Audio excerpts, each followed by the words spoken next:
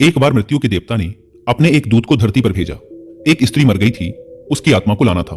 देवदूत आया, लेकिन वह वहां की स्थिति को देखकर दुविधा में पड़ गया। उसने देखा कि 3 छोटी छोटी बच्चियां उस स्त्री की लाश के पास पड़ी हुई हैं। एक अभी भी उस मृत स्त्री के स्तन से लगी हुई है, दूसरी बिलख बिलख कर रो रही है और तीसरी रोते रोते सो गई है। उसके आंसू उसकी आंखों के पास ही सूख गए हैं। 3 छोटी जुड़वा बच्चियां, मां मर चुकी है, परिवार में और कोई है नहीं, पिता पहले ही मर चुका है। इनका क्या होगा? कौन इन्हें संभालेगा? यह सोचकर देवदूत को बहुत दुख हुआ। इसीलिए वह खाली हाथ ही वापस लौट गया और अपने प्रधान से जाकर बोला, मैं उस स्त्री की आत्मा को न ला सका, मुझे क्षमा करें, लेकिन आपको स्थिति का ज्ञान नहीं है। मेरी जगह आप होते तो शायद आप भी यही करते। उस स्त्री की 3 छोटी छोटी जुड़वा बच्चियां हैं। एक अभी भी उसके स्तन से लगी हुई है, दूसरी रोते रोते सो गई है और तीसरी चीख चीख कर रो रही है। परिवार में उन्हें संभालने वाला और कोई नहीं है। ऐसी स्थिति को देखकर मेरा दिल उस स्त्री को ना ला सका। क्या ऐसा नहीं हो सकता कि उस स्त्री को कुछ समय और दे दिया जाए ताकि बच्चियां थोड़ी और बड़ी हो जाएं? यह सब सुनकर मृत्यु का देवता जोर से हंसा और बोला, तो तू ज्यादा समझदार हो गया है उस परमात्मा से भी, जिसकी मर्जी से जीवन मिलता है और जिसकी मर्जी से मृत्यु। तूने पाप तो बहुत बड़ा किया है और इसकी तुझे सजा मिलेगी, और सजा यह है कि तुझे पृथ्वी पर फेंक दिया जाएगा और तू तब तक वापस नहीं आ सकता जब तक तू अपनी इस मूर्खता पर 3 बार हंस नहीं लेगा। देवदूत राजी हो गया इस सजा को भोगने के लिए। उसे पूरा भरोसा था कि सही तो मैं ही हूं, फिर हंसने का मौका ही क्यों आएगा। देवदूत को जमीन पर फेंक दिया गया। ठंड का मौसम था। वह एक सड़क के किनारे नग्न अवस्था में पड़ा हुआ था। उसी समय एक चमार वहां से गुजरा। वह कुछ पैसों की व्यवस्था करके ठंड के मौसम में अपने बच्चों के लिए गर्म कपड़े और कंबल लेने बाजार जा रहा था। रास्ते में उसने एक नग्न व्यक्ति को ठंड में ठिठुरते देखा तो उसे उस व्यक्ति पर दया आ गई।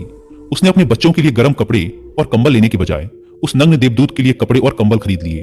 उस नग्न व्यक्ति ने कहा, मेरा कोई घर परिवार नहीं है और ना ही रहने की व्यवस्था है। इस भयानक ठंड में मैं क्या करूंगा? चमार ने कहा, तू चिंता मत कर, तू मेरे साथ मेरे घर में रहना, लेकिन ध्यान रखना, मैं अपने बच्चों और पत्नी के कपड़ों के लिए जो पैसे लाया था उससे मैंने तेरे लिए कंबल और कपड़े खरीद लिए हैं और अब तुझे घर भी ले जा रहा हूं। इसीलिए मेरी पत्नी गुस्सा जरूर होगी और शायद भला बुरा भी कहेगी, लेकिन तू परेशान मत होना, कुछ दिनों में सब कुछ ठीक हो जाएगा। उस देवदूत को लेकर चमार घर पहुंचा। अब ना तो चमार को पता था कि जिसे वो ले जा रहा है वो देवदूत है, और ना ही पत्नी को पता था कि जो आया है वो देवदूत है, जिसके आते ही घर में खुशियों की बाढ़ आ जाएगी। जैसे ही चमार देवदूत को लेकर घर पहुंचा और पत्नी को सारी घटना बताई, पत्नी तो गुस्से से आग बबूला हो गई। वह चमार पर बरस पड़ी। बहुत भला बुरा कहा उसने, बहुत चीखी चिल्लाई। उस दिन देवदूत पहली बार हंसा। चमार ने पूछा, क्या बात है, हंसते क्यों हो? देवदूत ने कहा, जब मैं 3 बार हंस लूंगा तो हंसने का कारण भी बता दूंगा।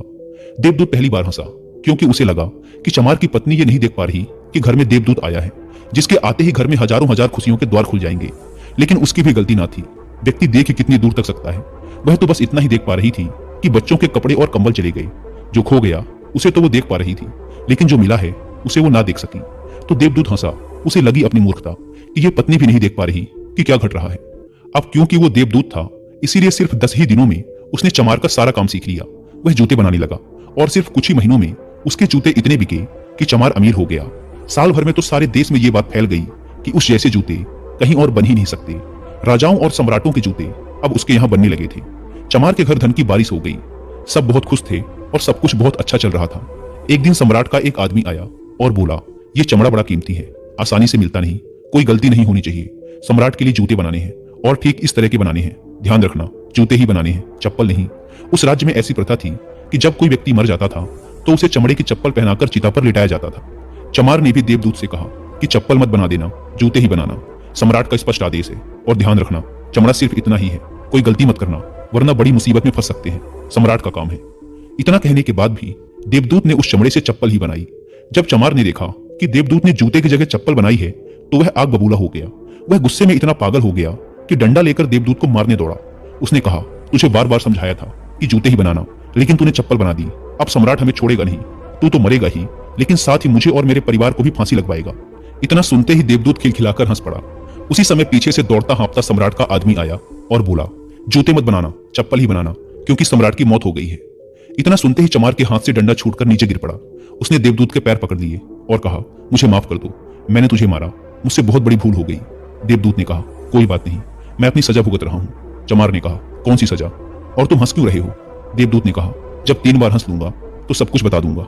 भविष्य अज्ञात है और सिवाय उस परमात्मा के किसी को नहीं पता कि आगे क्या होगा, और इंसान तो वैसे भी अपने अतीत के अनुभवों के अनुसार निर्णय लेता है। सम्राट जिंदा था तो जूते चाहिए थे, और मर गया तो चप्पल।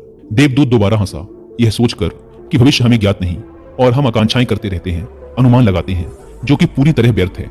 हम इच्छा करते हैं कि यह घटेगा, लेकिन वो कभी नहीं घटता, क्योंकि कुछ और ही घटना तय है। हमारी नीति बिना हमसे पूछे चलती है, लेकिन हम बेवजह हो हल्ला मचाए रहते हैं। चाहिए चप्पल, लेकिन जूते बनवाते हैं। मरने का समय नजदीक आ रहा है, लेकिन हम जिंदगी का आयोजन करते हैं। तो देवदूत को लगा कि मुझे क्या पता कि उन लड़कियों का भविष्य क्या होगा। मैं बेवजह ही बीच में पड़ा। यही सब सोचकर अपनी मूर्खता पर आज देवदूत खिलखिलाकर हंसा था। इसी प्रकार कुछ वर्षों बाद एक तीसरी घटना घटी। देवदूत चमार की दुकान पर बैठा जूते बना रहा था। तभी वहां 3 जवान लड़कियां एक बूढ़ी औरत के साथ आई। उन तीनों की शादी होने वाली थी, तो वो अपने लिए जूते का नाप देने आई थी। देवदूत उन्हें देखते ही पहचान गया कि ये वही तीनों लड़कियां हैं जिन्हें वो उनकी मृत मां के पास छोड़कर आया था, जिनके कारण आज वो ये सजा भुगत रहा है। वो तीनों देखने में स्वस्थ थी, सुंदर थी, और उन्हें देखकर लग रहा था जैसे वो किसी बड़े घराने में पली बढ़ी हों। उसने उनसे पूछा, तुम्हारे साथ ये बूढ़ी औरत कौन है? बूढ़ी औरत ने जवाब दिया, ये मेरे पड़ोसन की लड़कियां हैं। बचपन में ही इनकी मां की मृत्यु हो गई थी। बेचारी बहुत गरीब थी, उसके पास खाने को भी ना था। उसके स्तनों में इनको पिलाने के लिए दूध भी ना था। वो इन्हें दूध पिलाते पिलाते ही मर गई। मेरी कोई संतान ना थी, इसीलिए मैंने इन्हें अपने बच्चों के रूप में अपना लिया, और अब इनका सम्राट के खानदान में विवाह होने जा रहा है। देवदूत ने सोचा, अगर इनकी मां जिंदा होती तो ये तीनों बच्चियां भयानक गरीबी, भूखमरी और दरिद्रता में बड़ी होती, पर क्योंकि मां मर गई, इसीलिए इनका लालन पालन इतने धनी परिवार में हुआ, और अब इस बूढ़ी औरत की सारी धन दौलत की यही तीनों मालकिन है। उस दिन देवदूत अपनी मूर्खता पर तीसरी बार हंसा। उसने उन तीनों लड़कियों के लिए अब तक के सबसे शानदार जूते बनाए और चमार से आकर सारी बात कह सुनाई कि ये 3 कारण थे मेरे हंसने के। मेरी गलती थी जिसकी मुझे सजा मिली। अब मैं समझ गया हूं कि नियति सबसे बड़ी है, और हम सिर्फ उतना ही देख पाते हैं जितना हम देख सकते हैं, और जो हम नहीं देख सकते वो बहुत बड़ा और विशाल है, और जो हम देख सकते हैं उससे हम उस बात का सटीक अंदाजा नहीं लगा सकते जो घटित होने वाला है। मैं अपनी मूर्खता पर 3 बार हंस चुका हूं। मेरा दंड पूरा हुआ, इसलिए अब मैं चलता हूं। और देवदूत वहां से चला गया। दोस्तों, इस कहानी से सीखने वाली बात यह है कि आज घटी घटनाओं को देखकर हम इस बात का अनुमान नहीं लगा सकते कि यह घटना हमारे लिए अच्छी है या बुरी। इसका उत्तर तो भविष्य की गर्त में ही छुपा है। इसलिए हर घटना पर अच्छी या बुरी की प्रतिक्रिया देना व्यर्थ है। हमें बस जो हो रहा है उसका साक्षी बनने का प्रयास करना चाहिए। गौतम बुद्ध भी अपने उपदेशों में यही कहते हैं कि ना तो अतीत के लिए पश्चाताप करो और ना ही भविष्य की चिंता। बस आज में जियो, इस पल में जियो, और इसी के साथ एक हो जाओ। बस यही एकमात्र तरीका है खुद को उन सभी चिंताओं से मुक्त रखने का जिनका परिणाम तुम्हारे बस में है ही नहीं।